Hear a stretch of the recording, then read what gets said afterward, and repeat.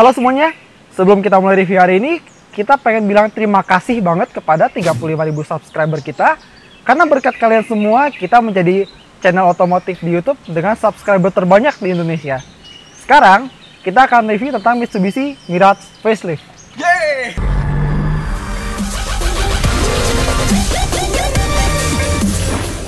Dulu, Mitsubishi Mirage itu adalah nama lain dari Mitsubishi Lancer yang ada bentuk coupenya, ada bentuk hatchbacknya, dan di beberapa negara ada versi sedannya juga.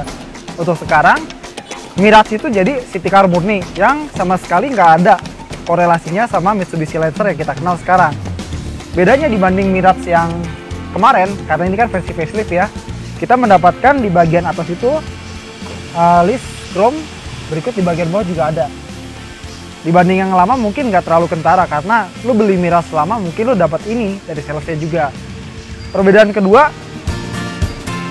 ada peleknya. Kalau dulu kan peleknya 14 inci, sekarang dia naik jadi 15 inci. Jadi kelihatannya Mirage yang baru itu lebih proporsional, tidak cingkrang seperti yang kemarin. Berikutnya, kalau misalnya dulu lampu sen sampingnya itu ada di sini, sekarang dia pindah ke spion. Dan untungnya spion ini juga sudah auto retractable, jadi bukan cuma retractable biasa. Lihat nih ya,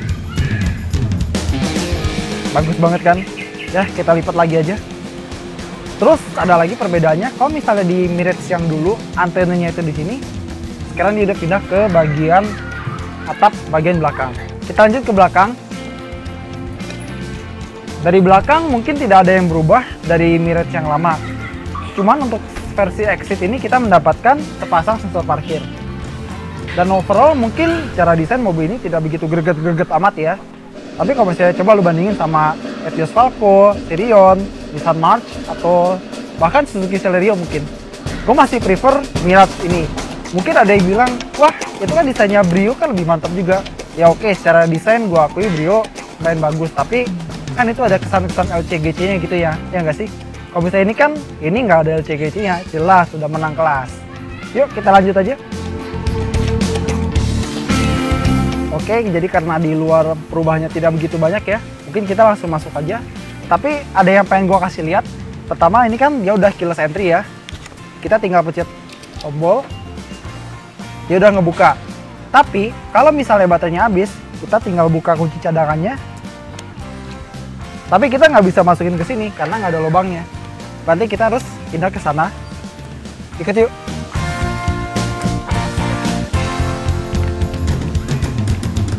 Dan colokin di bagian sini. Ya boleh lah, nggak apa-apa.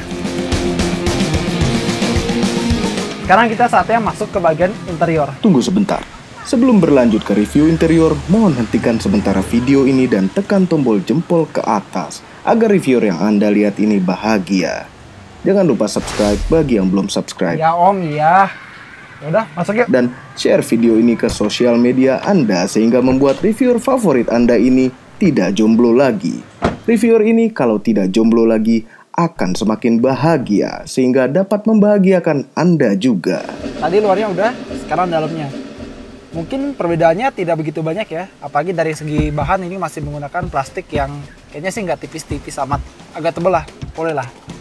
Pertama dari posisi mengemudinya, biasaan mobil Mitsubishi dia punya posisi mengemudi yang sangat suportif karena ini ya joknya didesain dengan sangat pas, dia juga dapat sedikit bantalan di sini jadi biar badan kita nggak gampang geser-geser juga. Cuma karena ini bukan jok kulit dan bahannya dari kain, udah gitu warnanya cerah lagi ya.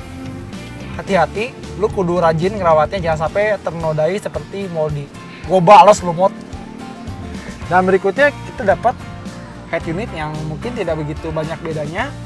Kita masih mendapatkan head unit indes yang boleh lah, modelnya oke. Dengan fitur seperti untuk membaca CD, aux, radio, bisa juga untuk membaca USB. Lengkap sih, tapi kalau bisa dibandingin sama Mirage yang versi Australia, agak kosongan sebenarnya. Karena kalau Mirage versi Australia dengan head unitnya sama, dia udah dapat koneksi Bluetooth. Apalagi Mirage versi Thailand, dia udah dapat head unit dengan navigasi dan layar sentuh sebagai standar di tipe termahalnya. Ya namanya juga Indonesia ya, dan kita mah apa tuh. Tapi meskipun head unitnya seperti itu, gue senang sih sama AC-nya karena gini, dia bukan lagi model knob kompor gas, tapi dia udah model pencet Ini sangat mewah ya, bagus banget. Bahkan dia udah punya mode auto. Udah dingin. Berikutnya dia juga dilengkapi dengan setir, sudah berlapis kulit, dan barunya lagi dia sudah punya steering switch control untuk mengatur audio di head unit. Berikutnya dia punya tombol untuk melipat spion, dan tuas transmisi CVT-nya juga sudah dilengkapi dengan lapisan kulit. Dan mau jelasin dikit dengan P, ya biasalah PRND. Kalau B ini untuk sejenis engine brake. Jadi kalau misalnya kita pindahin ke sini, dia bakal bermain, CVT-nya bakal bermain di putaran yang lebih tinggi daripada saat kita bermain di D. Berikutnya tentang kepraktisannya. Kalau kita bicara tentang kepraktisan Mitsubishi Mirage, mungkin bagus, tapi bukan yang terlalu bagus amat, karena dia punya storage di sini, dan ya selayaknya city car pada umumnya. Tapi enaknya di Mirage facelift ini Mitsubishi telah melakukan pembenahan yang sangat bagus, karena kalau dulu kita nggak mendapatkan storage di bawah sini, sekarang dia udah ada. Bahkan kalau misalnya dulu di sini tuh kan ada separator ya buat nyimpan kuncinya. Sekarang slot buat nyimpan kuncinya itu ditaruh di sini. Jadi ini slotnya agak dalam gitu ya.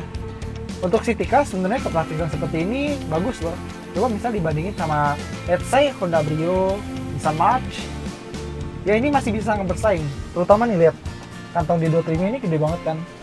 Lo bisa naruh ya mungkin hard disk, naruh botol segala macam, bisa taruh di situ.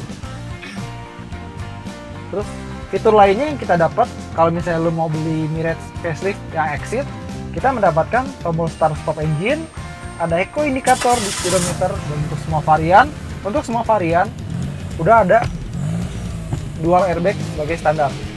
Meskipun tetap aja dia cuma punya tilt steering tanpa teleskopik. Oke, itu tadi bagian depannya. Terus belakangnya gimana ya? Ayo kita bahas.